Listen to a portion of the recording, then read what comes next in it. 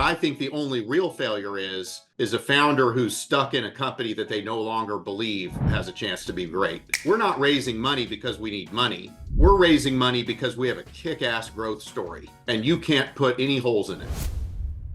What a startup founder does when they're great is they break the pattern. I like to say your first product is a reference implementation of your insight, but what you want as a pattern-breaking founder is you have a first mover advantage into the future. It's like in the early days, 85% of my exit profits have come from pivots.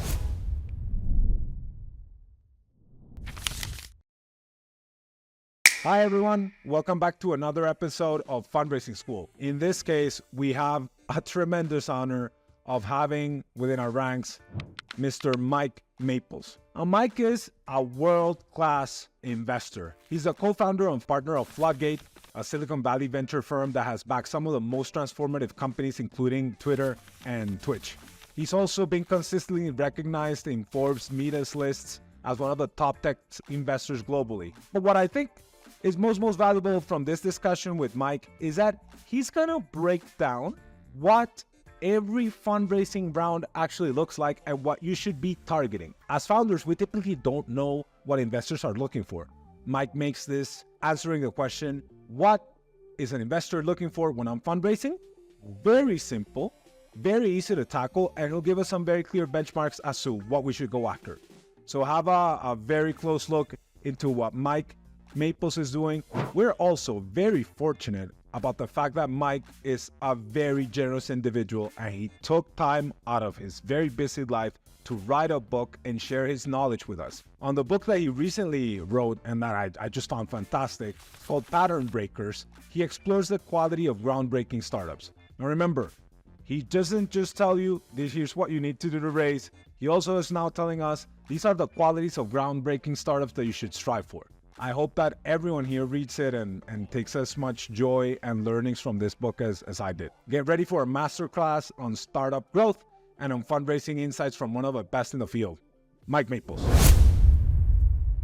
Thank you so much, Mike, for being with us today, for everyone. And we're super lucky to have him share a masterclass on the different VC funding stages. And at the end, we'll do a Q&A, and we'll also get the opportunity to listen to Mike share about his upcoming book, Pattern Breakers, that he's going to be launching soon. So we're super excited, Mike, to have you, and just going to give you the floor so that you can share. We'll step out of the spotlight so that you can have all the audience. You have around 300 people in the Zoom, and you have around 1,000 people in YouTube Live listening to you right now. Okay, boy, the pressure's on. Pressure is on. Okay, let's see if I can, is it okay if I share something here real quick? Please. Yeah, of course, please. Okay, cool. So first of all, I get nervous about trying to suggest to founders how they should do their job. I'm very much in the background of these startups. So like to kind of give you an idea with Rappi, I remember I was sitting in the audience at Y Combinator, and I saw the founders of Rappi get up to present. And I was just like, it was immediately obvious to me that these founders were great. And the person I was sitting next to, I was like, that logo is going to be on a soccer jersey someday, right? That company is just destined for greatness. And so I think that the first thing I'd like to say is, all of the advice that I have really comes from watching the very best founders do it well and just kind of channeling back what they had to say. But like make no mistake, as an investor, I just want to honor what you folks do and the risk that you take. Progress can't happen in this world if people don't start things. So what you're doing is really important, and it's brave of you to try. And we need more folks like you changing the future rather than just going with the flow. So I'll do my best to kind of give some ideas that I've noticed with some of the really good founders. And the first notion is this idea of fake growth. And so, like, I believe that fake growth in startups is one of the most toxic things right now. I think that fake growth is as prevalent in startups as fake news is in politics. It's the thing that's all around us that is so embedded in many people's behavior that we don't even see it. It's like the air we breathe. So, like, what are examples of fake growth? Raising too much money, staying private longer. A lot of accelerators have been overly focused on fundraising at the expense of real product progress. Angel investors being very undisciplined, large VC funds even being less disciplined than the angels, thinking that money is the solution to things, to problems. And then just lack of focused startup culture, 5 flavors of coconut water in the refrigerators and, startup trappings of fake success. I don't think it's actually as bad in LATAM as it is in Silicon Valley, but I think that all of us, could step back and think about this some, because I see a lot of people thinking that they're successful with these false milestones. So Michael Seibel, I've always really liked this tweet. I worked with Michael when he was one of the co-founders of Twitch back in the day. So I first met Michael when he was 1 year out of college and had just trekked across the United States with Justin Kahn and Emmett Shear. But Michael's instincts on this are exactly right, that a lot of people are starting to have vanity success around their startup that they brag about. So then the question becomes, what is real growth? And what I like to say is that real growth is growth that adds real value to the business relative to the capital consumed to create it. So if Warren Buffett was here, Warren Buffett would say that a good company creates profits and then reinvests those profit dollars efficiently back into the business. And if they invest the profit dollars in things that don't yield more profits, that's a bad CEO. That's bad capital allocation. Startups don't make money yet. Startups don't consume profit dollars. They consume venture capital dollars. But the principle is the same. When we consume $1 of capital, there should be corresponding value created that justifies the consumption of that capital. And a lot of times, the startup doesn't know what that should even be in the first place.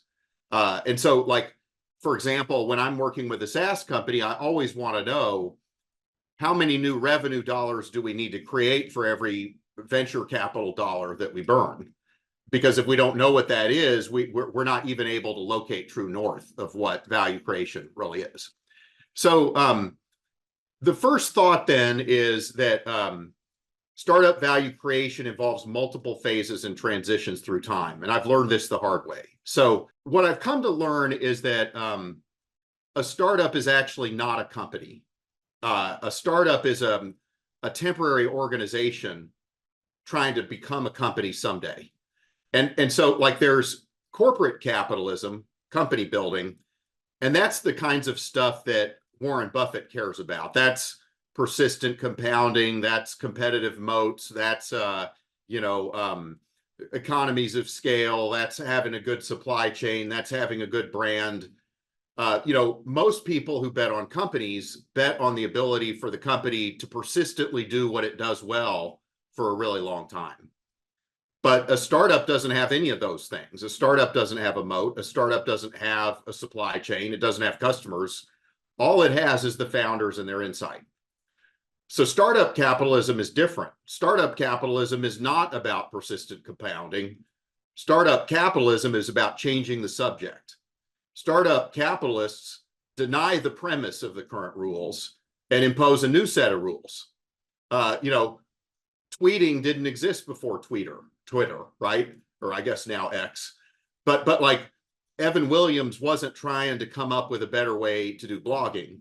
He was trying to create a new framework for how you thought about communication. And so these value creation phases I find to be pretty important. So value hacking is 0 to 1. We'll talk about that in a minute. In value hacking, that's usually what you're trying to accomplish with your seed round.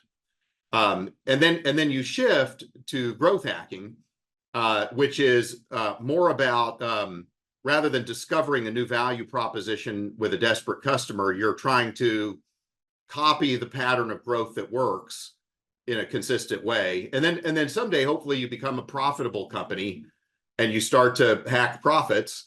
And then someday you become a company, which is really a bundle of these things, right? In a company, you have new initiatives, profitable initiatives, growing but not profitable initiatives. You have multiple geographies.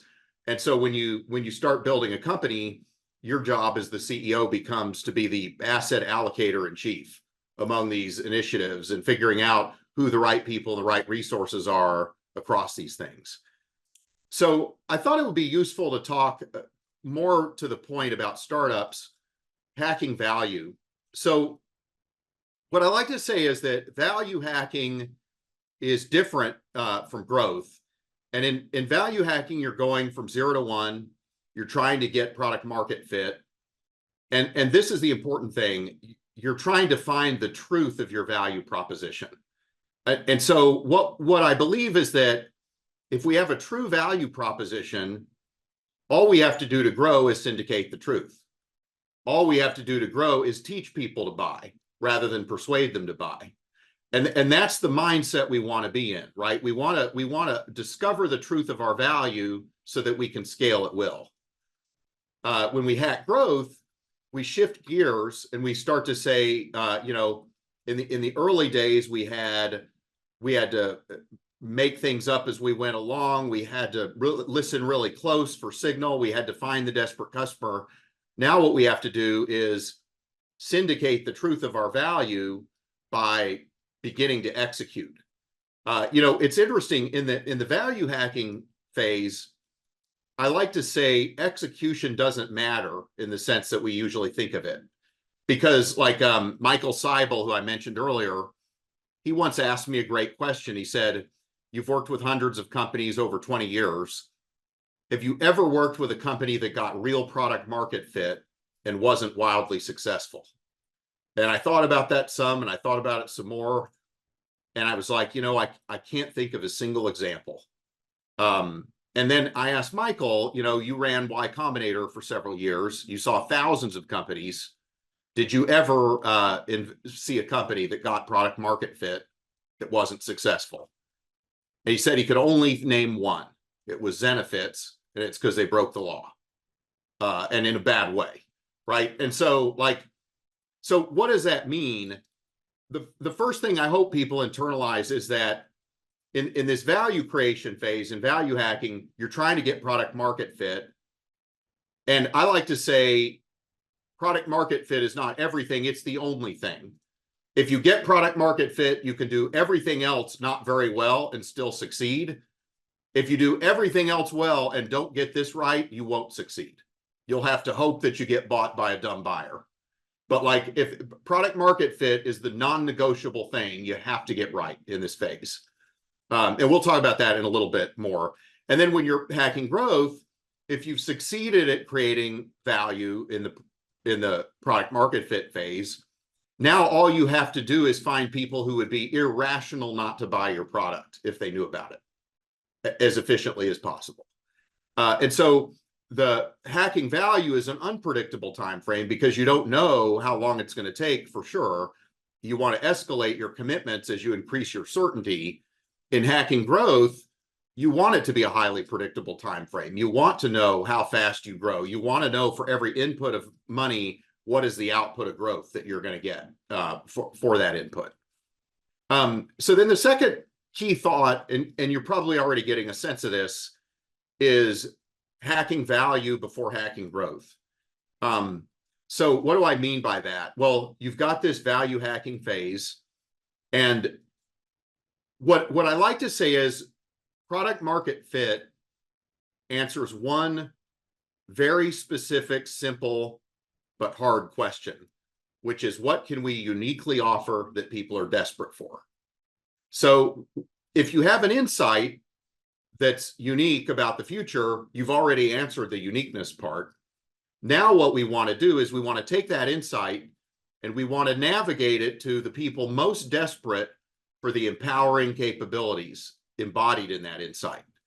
And so the thing that I see startups often underestimate is the magnitude required for desperation. I like to say that with Lyft, which was a company we were involved with in the seed round, we wanted at least a Delta 4 out of 10 experience. So if taxis were 3 out of 10 good, Lyft had to be at least 7 out of 10 good. So when you find a desperate customer that you offer something unique for, their reaction should be, I can't unsee that. Where have you been all my life? They want to tell all their friends about it because they've discovered something that just rocks their world. Nobody, when they saw Lyft for the first time, said, so how does that compare to taxis? You couldn't unsee it, right? People were done with taxis when they saw Lyft. And so you want something that's like that just rings the bell when they see it, that doesn't intellectually offer something better, but offers them something that they're say, I can't unsee that. I'm desperate for that. Where have you been all my life? Too many failing startups who aren't getting traction. I've been in board meetings where people say we need a growth hacker. And I'm like, no, we don't need a growth hacker. We need a value proposition. The reason we're not growing is because we don't have that. We haven't identified the value that we offer specifically for someone who cares a lot to be desperate. And so product market fit is always about finding the desperate. So like when I work with founders in the 0 to 1 phase, every meeting I have with them, every 2 weeks, we sit down and I say, what unique thing are we doing that people are desperate for? Eliminate distractions. And it's like, that's because that is the high order bit, that, the main thing is keep the main thing the main thing. And yes, we want to have a good culture. Yes, we want to hire well. Yes, we want to do all of those things. But there's one thing that we must do above all other things, which is find people desperate for our insight. Find people desperate for the advantage. Find those people who value our advantage clearly and decisively. So the value hacking ethos is discover the truth of your awesome value proposition and then scale later by syndicating the truth. If you scale before your value proposition is true, you're going to have to throw money at the problem of growth because you have to spend money on marketing programs to persuade people to buy something that they're not yet persuaded to buy. And that's to cover the gaps in your value, which leads to fake growth.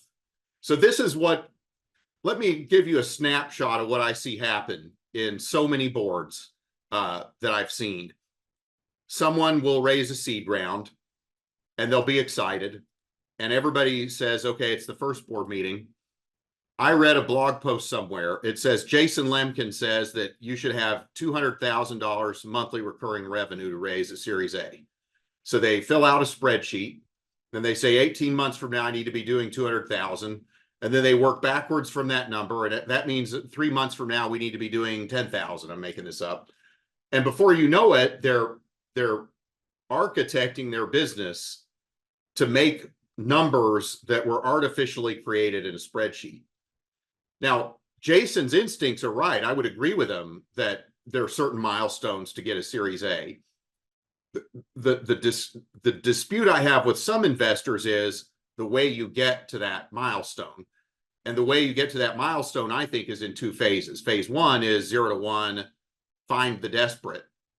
And then once you find the desperate, you begin to grow. But only if you have found desperate customers should you care about revenue.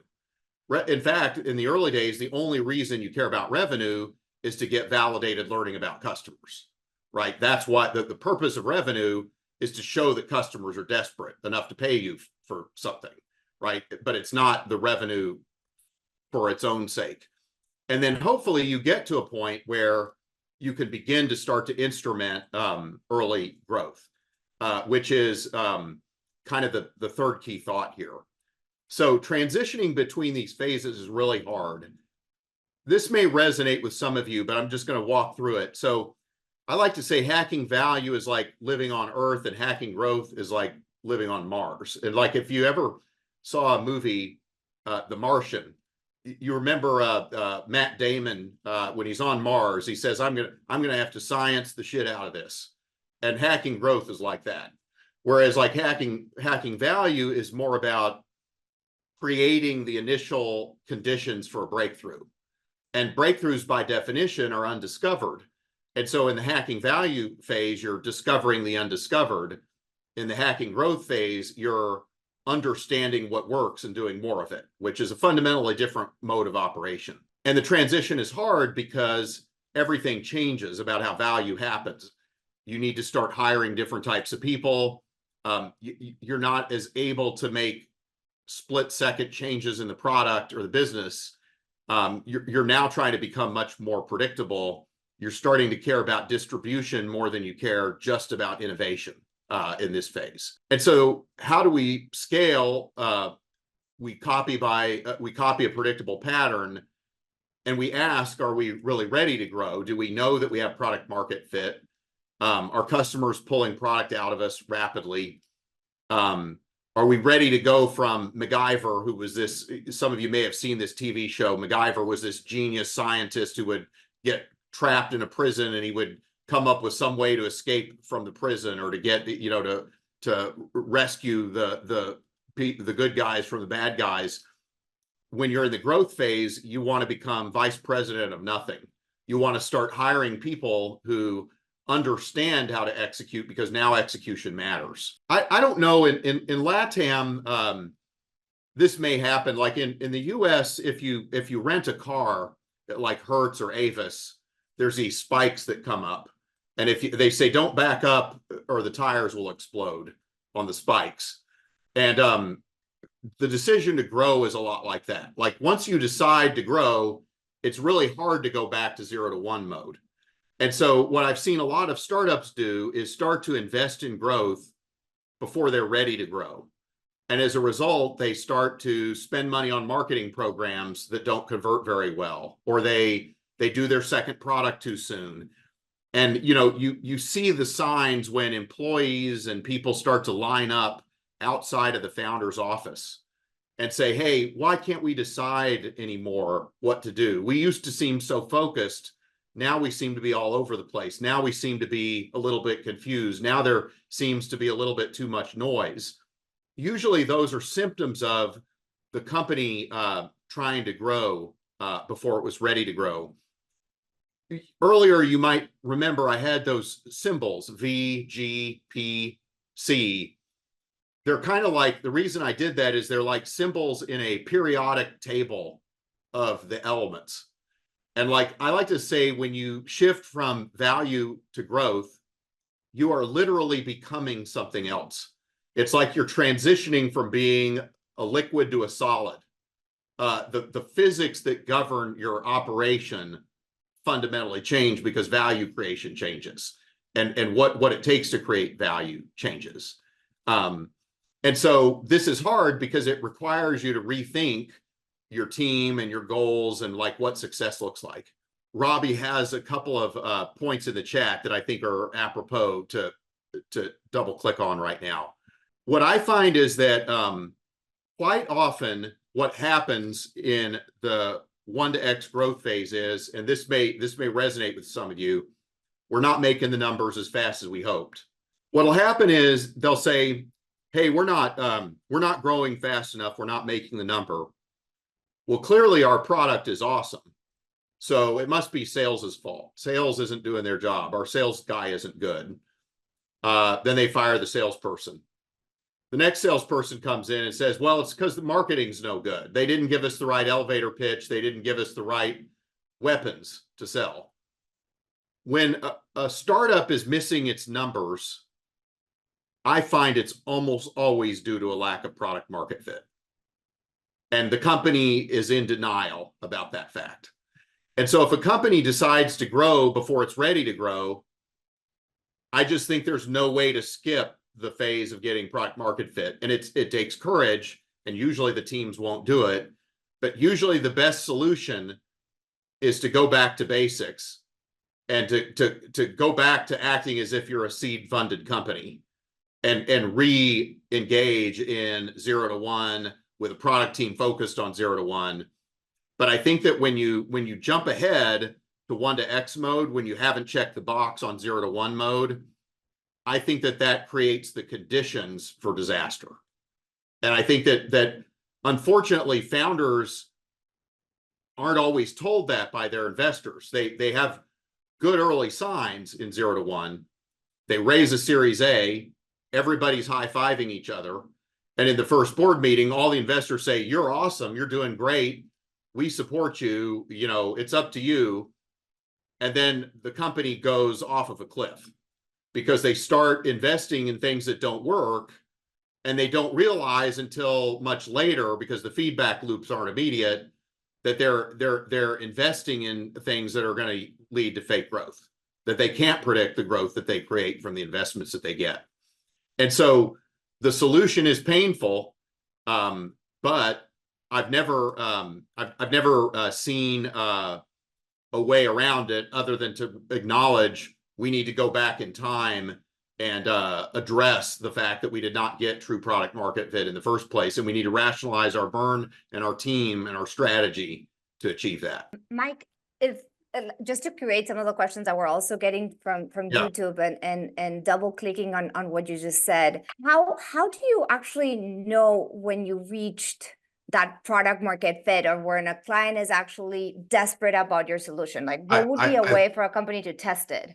I love that question, because here's the other thing you're going to find is that, like, everybody around you is going to contribute to a state of denial about it. Like, everyone wants to believe you have product market fit. Your investors want to believe it. You want to believe it.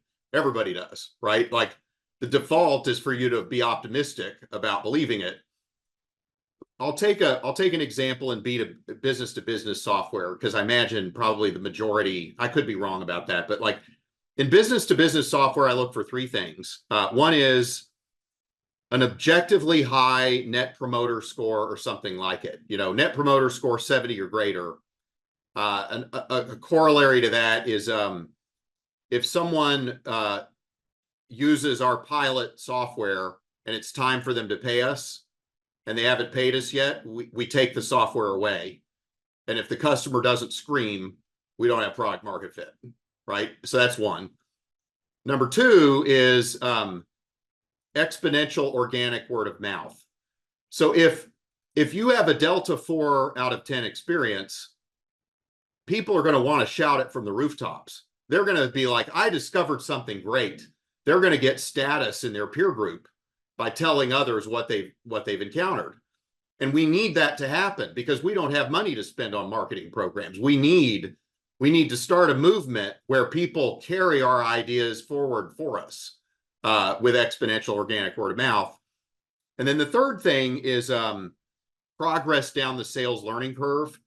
And we can talk about this a little bit more if it's useful to people, but Mark Leslie wrote an article that I think was a milestone called The Sales Learning Curve. And what he understood was that sales in a startup is not just about sales. The efficiency of sales in a startup is a proxy for how the market is gravitating to your product. So it's just like a manufacturing learning curve, right? When you manufacture a product and you start to make the supply chain run and the plant run, your manufacturing yield improves with experience. And what Mark Leslie understood is that your sales yield improves with experience as you learn about who's the desperate customer, right? And so what does that mean? It means that product market fit means whenever you add a new salesperson, their burden cost across the entire company can be paid for. So, like, you know, at first a salesperson can't even pay for their own salary. Then they've got to pay for their expense. And then they've got to pay for, you know, divide all of the expense of the company by the number of salespeople. That's what because if you can do that, every new salesperson you hire, you can hire new salespeople at will, because every new incremental salesperson is going to sell enough to justify their entire burden cost across the company, right? And so that's another sign of product market fit is sales learning curve progress. So I'm just going to keep going. you want to have growth engines. So like when I was involved with Okta, we're like, okay, we have 5 different growth engines here: product, inbound, marketing, outbound, sales, customer success. We have a growth agenda, which is to go from 1 to 10 million in revenue, less than 18 months, less than $9 million burn. And then what we do is every growth engine has an owner, economics, and OKRs, right? And so these are examples, for each of those gears of what you would look for and what you would measure. And, all of those gears should harmonize to achieve the output of the value creation that you're looking for. But we want to have, Omar asked, what's a healthy growth rate? What I do is I say, okay, do we want to someday be a top quartile public company? Yes or no? And when we raise the A, I ask that question. And if we say, yes, we do, I say, okay, let's go look at the data of what's been true of other companies that achieved that when they were at our phase. This is how fast they grew. Do we still think we can do that? Or are we smoking crack, right? Like, is there no way we can do that? But like, you tell me, but like, it's my job to help you understand what value creation looks like for a top quartile someday public SaaS company. This is what I think it looks like. Do we want to do that? And Todd and Freddie, in the case of Okta, said yes.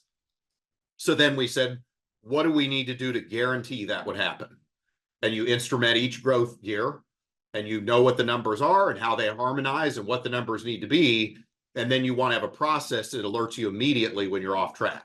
Because if one of the gears isn't working, things can get out of control quickly. Oh, so last thing, I'm doing something I don't like, which I'm plugging this book that I'm doing, but I think you'll actually like it. This is a book I've been working on for 3.5 years. And it's a book about like, why do some startups change the future and have radical success? So like the genesis of the book was the idea was that I noticed that like a lot of companies that I worked with didn't seem to follow best practices. I guess Ryland's telling me if I'm going to try to sell a book, I got to tell you how to buy it. But like, so there's a Substack blog that can kind of give you a preview of what we talk about. Sorry, the M got cut off. It's patternbreakers.substack.com. And then the book is called Pattern Breakers, and we have a website. So I'm done pitching the book. So, but why should you maybe care? The idea behind the book was I noticed that like Twitter didn't do the business model canvas. They didn't do a lot of the best practices, nor did Justin TV. All these companies, I started to wonder if I was just a lucky fool, because a lot of companies that seemed to follow the best practices didn't succeed. And so I was like, okay, what's going on here? So I spent about 4 years studying this topic and trying to understand what were the real forces that caused breakthroughs to happen. And so that's kind of what the book is about. And like, why did I write the book? Well, too many founders pursue startup ideas that aren't worthy of their time. And for me, like, it's not success or failure in the traditional sense that I care about. It's your willingness to fail that lets you succeed. It's your willingness to take a risk that lets you have the upside. What I think the only real failure is a founder who's stuck in a company that they no longer believe has a chance to be great. Like I've met founders before who they're now pursuing the idea out of obligation rather than passion, because they found out later that it was too hard, or that the product didn't have enough upside, or that the market wasn't big enough, or whatever. And the only thing we never get back in this life is our time. And so like what I wanted was for people to go after things that they thought actualized their very best, highest form of themselves and their ability to make a difference in the world, and to stress test their ideas and their thinking around that, so that they would play offense. And business is never a fair fight, so let's make sure that the startups fight unfair, so rather than the incumbents, right, which is the default. So there's probably questions. I hope hope I'm not talking too much here. No, Mike, What, don't. does anybody have any questions? Does Yeah, anybody we have a yes on couple of anything? questions. We have a couple of questions here Cool. that came up, and just on what you discussed, and then we can go into pattern breakers, because thank you so much for sending it in advance for me to read. Is like, what have you seen that is the best advice you can give to a founder that thinks that it's ready to go into raising that Series A? The thing that I would say is that I start by asking what is perfection in a seed round and what is perfection in an A round, and working backwards. And we don't always get perfection, right? For sure. To me, perfection in a seed round is, what do we uniquely do that people are desperate for? Knowing the answer to that question decisively.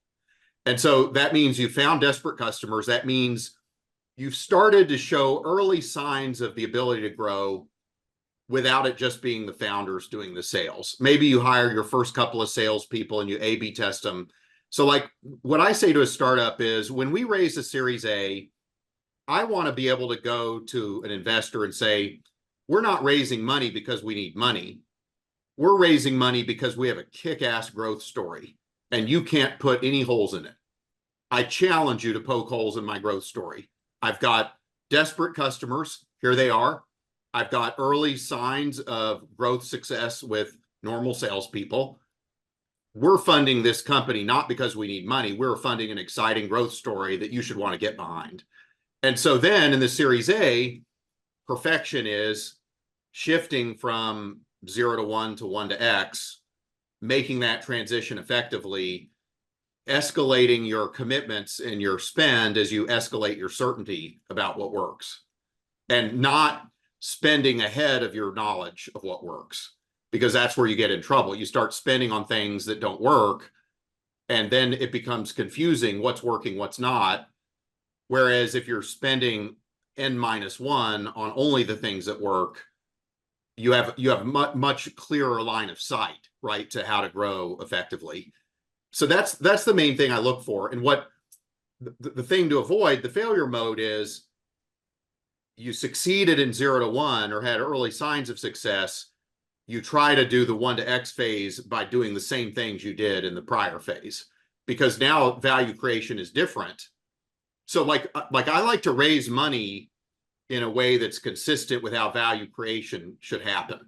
And I like to say, like, if you create value correctly through time, the right ways, raising money will be trivial. It'll be easy. And so what we want to do is we want to do the right things, because I've never seen a company do the right things and not successfully raise. What I don't want to do is try to outguess what the VC wants, because the VCs will change their mind. They disagree with themselves half the time.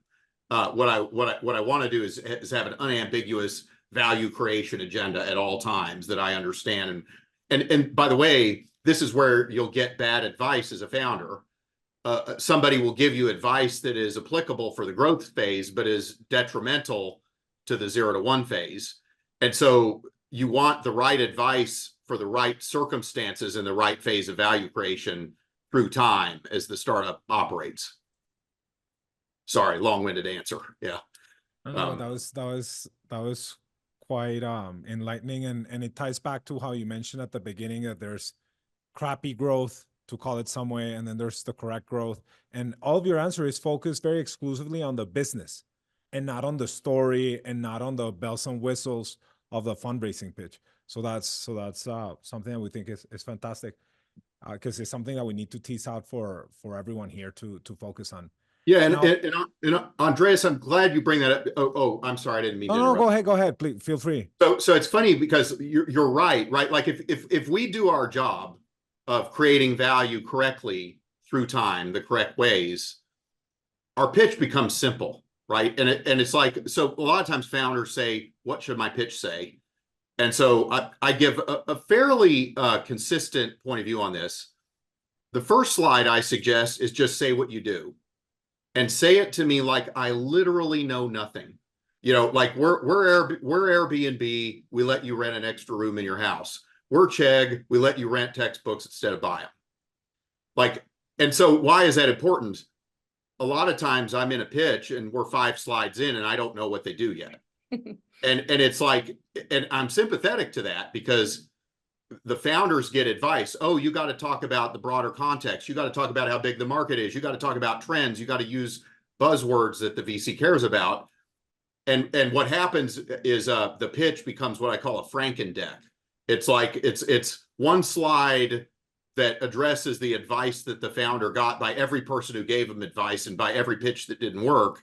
And so next thing you know, you have 30 slides, and it's like, I don't know what it does, right? So the first slide, I say, what do you do? Explain to me like I know nothing. And then the second slide is, what do we know that's not obvious? And I go pretty hard to the hoop on this. So I say, look, I'm about to tell you something that if you don't agree with me, the rest of my whole pitch is not going to make sense to you, because it's my contrarian insight about the future. But if you do agree, or you're prepared to potentially agree, it'll all make sense.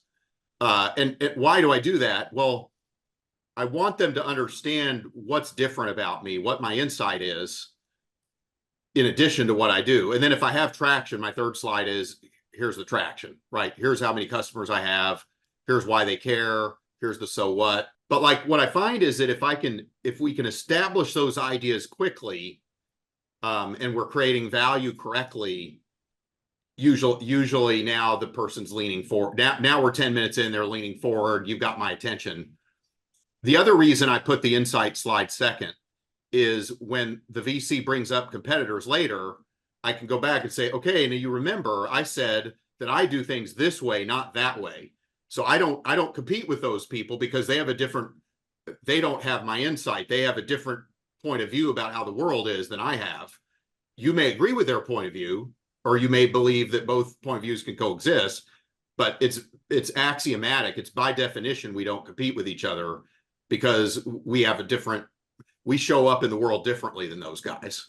And that's why our insight's valuable. Mike, I realize now, as I've heard all your lecture, and it's been wonderful. Thank you for that overview, that you focused at first a little bit on the team. So you probably saw Simon pitch at YC, and that's why you absolutely loved it. And now you focused on the business. But I would like to tease out a little bit about what you look for in the team, because I would assume that you're investing way more in the team than in the last 20-minute discussion, right? You would be assuming right. And so the reason I called the book Pattern Breakers is I noticed that people talk about VCs being good at pattern recognition, and I reject that. And so I think that the VC's job is to spot the pattern breaking founder. And I think that we all operate according to patterns. We brush our teeth the same way every day. We assume things are true just because they're embedded. There's the story about the two fish swimming, and a big fish comes up and says, "How's the water?" And then the two little fish swim some more and say, "What the hell is water?" Right? We don't even know it's around us. We don't realize the medium we swim in.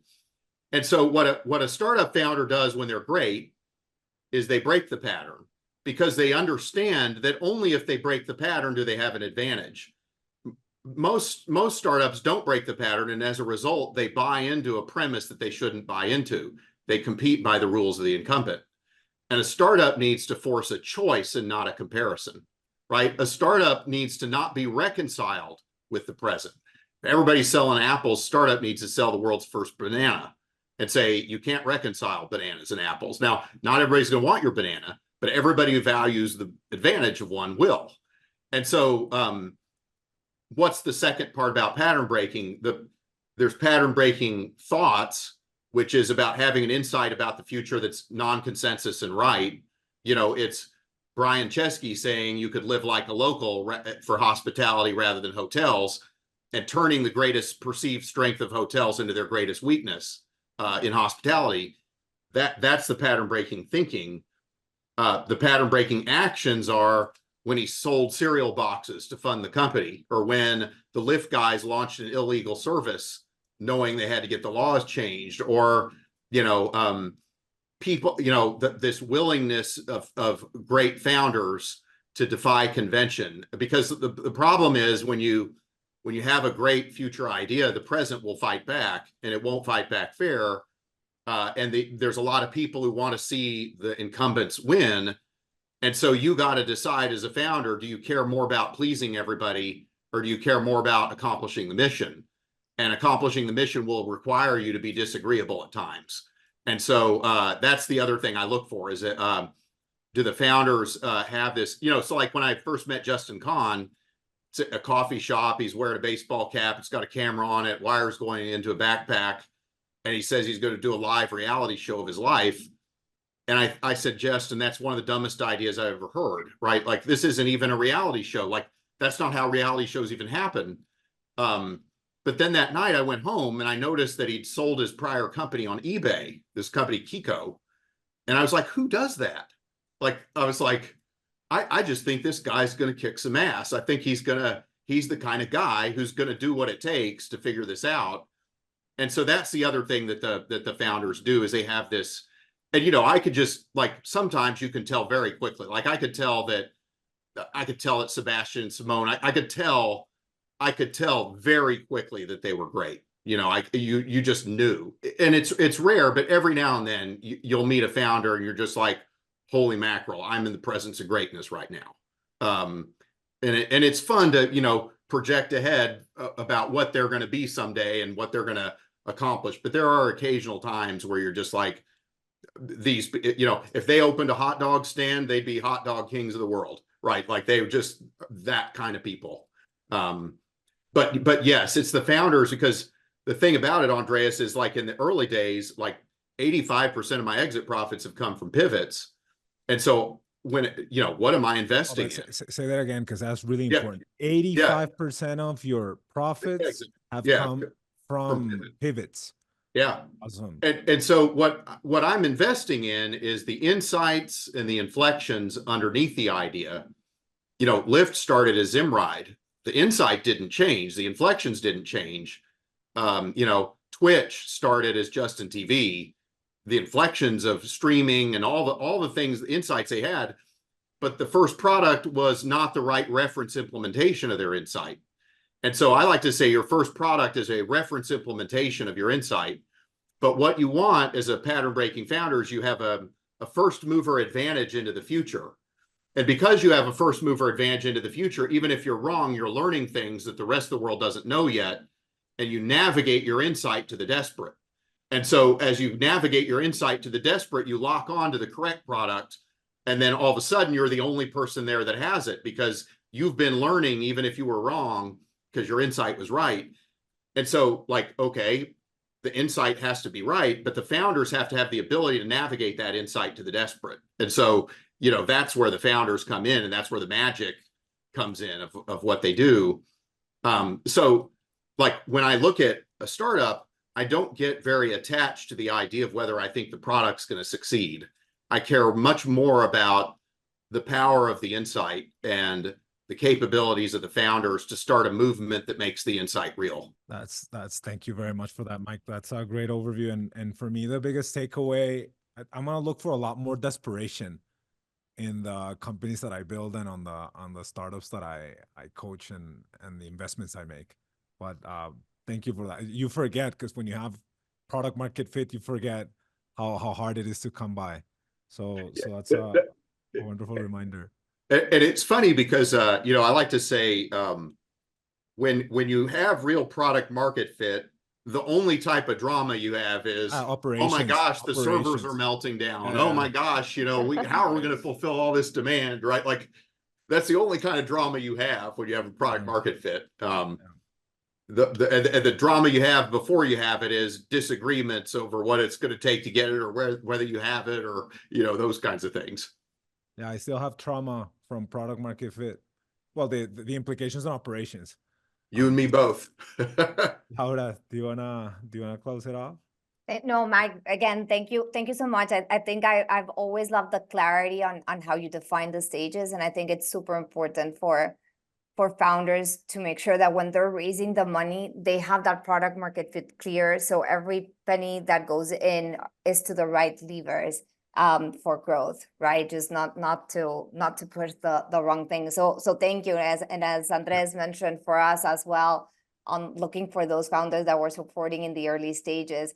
those pattern breakers are the ones who make a difference independent of the initial idea that they come with. And just for everyone around, Mike, the only company that you have invested in Latin America is actually Rappi. So we're Yeah, excited that it was with Andres here. that was And that was a good first attempt. So Oh, but we have to bring you more to we'll the bring you a lot table. more. We'll bring you a Exactly. lot Yeah. more. Yeah, I guess right now it's not like I'm looking to avoid LATAM, right? That's for sure. I know. We'll make you aware of these incredible Best pattern breakers, opportunities, yeah. founders that are changing the world. So thank you again. Thank you everyone for listening to us. It was an amazing start of our 6-week program. Thanks for your time and good luck out there. I often help companies raise Series A or Series B rounds, and one of my first recommendations for them is to hire JP Donoso. He's the founder of Optics, and this is a company that provides financial advice and services that enable you to prepare your company to raise a round. JP and his team helped us at Rappi for a really long time as part of the internal team, and they've helped dozens of companies complete very successful rounds. I know JP and his work personally, and I highly recommend it. He has worked with over 40 startups in Mexico, the US, and Colombia, including Via, On Top, Cobre, Tool, and many others. Hiring him is a no-brainer, so just do it.